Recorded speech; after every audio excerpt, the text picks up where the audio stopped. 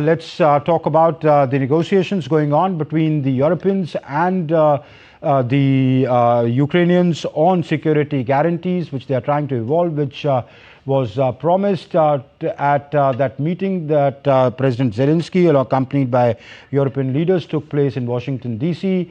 I'm joined on the show by Ambassador Sanjay Bhattacharya, former Secretary, Ministry of External Affairs. Ambassador Bhattacharya, good to have you on the show.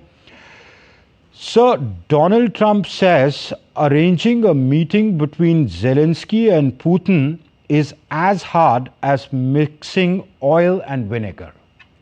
Lavrov says Zelensky and Putin are not meeting. There is no meeting planned yet. He's accusing Zelensky of saying no to everything. These are his words, no to everything. Now, Zelensky says Russians are running away from the table. They do not want the war to end. Then where does President Trump draw his confidence that in 2 weeks he will fix this? This is obviously a very complicated issue, and the only time that we came close to any form of an agreement was when the Turks had done a deal which was scuttled by the Europeans in the very, very early days of the war. But since then, we've seen consistently several initiatives being undertaken, but all of them have come flat. This particular initiative, however, I would still not write it off, because this is one in which there have been direct communication between Trump and President Putin, and then Trump and Zelensky. So remember, the last time that Zelensky came, there was really no direct interaction with Putin at that stage. So I would still have some hopes for this. But you must understand, and I think the Europeans have to understand as well, that there needs to be a certain kind of background and preparation that is necessary before a summit meeting between Trump and Zelensky, between Putin and Zelensky can take place. And a lot of the hard work has not yet been done. But, even as they try and meet, the NATO Secretary General was in Kiev. The US military chiefs, the European military chiefs were in DC. The NSAs of US, Mark Rubio, spoke to his counterparts in Europe. But yet, there seems to be cracks within Europe. While France, Britain, Estonia have indicated they could send troops, the others are not too sure. The German military has its reservations. The US says it's going to play a limited role, no boots on the ground. The Europeans have expectations from the US for a greater role in military intelligence, etc. But US says, well, Europe has to take the lion's share of the responsibility. So there is no consensus amongst the West itself, while they say, yes, we do need security guarantees. But when they come to the contours of it, there is no consensus on that. There are two very complicated issues in this particular question that came out after the meeting in Alaska between Putin and Trump. And I think we need to go back to those. The first issue that came up was about what is the European security environment going to be like? What is the kind of security environment that the Russians are prepared to undertake and accept? And what is that gives the comfort level to the Europeans? In some ways, the eastward expansion of NATO has been a spur towards the kind of actions that you've seen from the Russian side.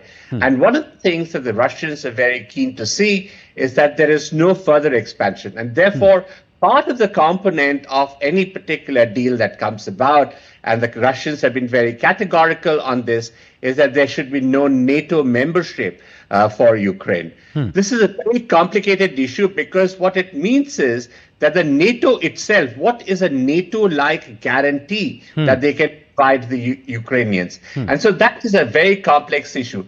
At the same time, what we are seeing is, while the Europeans are extremely concerned about Russian intentions, and will they come into the Baltics, for instance, the Europeans are also concerned about the level of commitment of US forces, because we know that in the last 2 decades or more, ever since this discussion began about having greater European firepower in NATO, That has not really taken place, and it will take time before it can actually be implemented. So what happens in the interim? Will the Americans be prepared to come in with offensive, defensive equipment? And of course, the most critical part about the sharing of information or intelligence, if you wish, which will actually fuel any particular.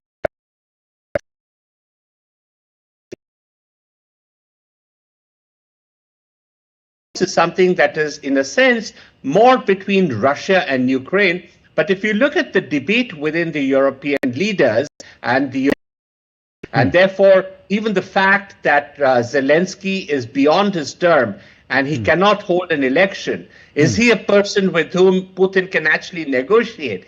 Those are issues that are coming up.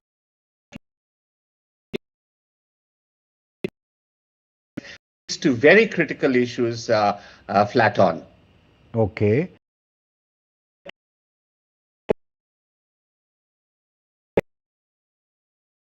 It's called, like the French call it, coalition of the willing.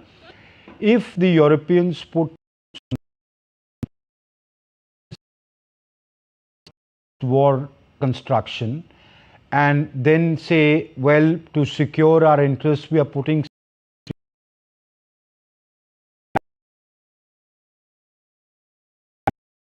then they set up a military base saying, no, we need to protect our people. Will the Russians be amenable to Europe and us? As you said, the eastward expansion of NATO is a concern for the Russians. So would the Russians be?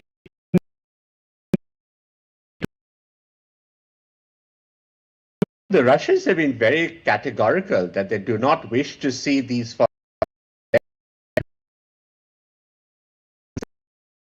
and armaments were being provided to Ukraine by the NATO countries, some of which were offensive in nature, some of which had long-range capabilities.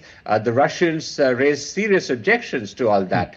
And I think they have a point in that, because you cannot have, as you described, a NATO by other name. But I think what is actually happening is when they talk about NATO-like guarantees, they are actually talking of a similar, a very difficult thing to negotiate with the Russians. The other thing that one has to recognize is that most of the European countries do not have the lift capabilities that can actually enable such kind of deployments on a sustainable manner. And the Europeans would not wish to be in such a situation unless they have. And you put it very rightly, Iqbal, because I think the eastward expansion of Russia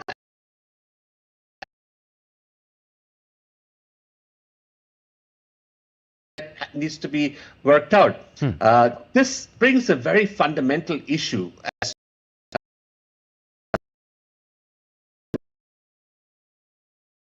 the G8, in which Russia was a member of that, and that was a period during which there was increasing economic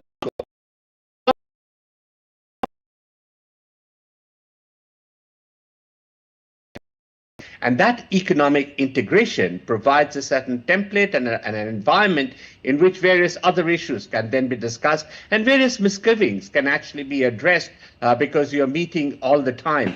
There was also a point of time when and they would have these NATO Plus sessions in which the Russians were invited to many of them. So, okay.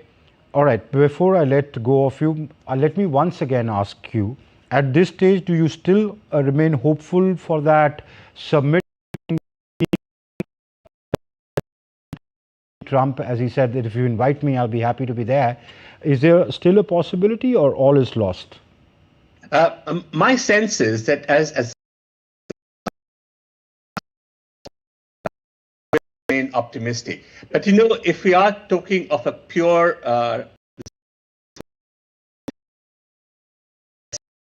about it, in fact, I would rate its chances to be very low. But if there is a possibility, there is that is something that will have greater currency. I would also say that the presence of the Europeans would not be a very welcome feature in such a meeting. And so it is quite possible that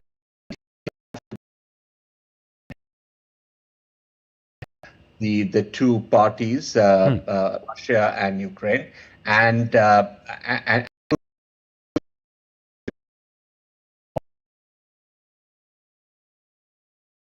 next time in Moscow. there is, of course, a fiddle on that, and I think Trump was referring. Trump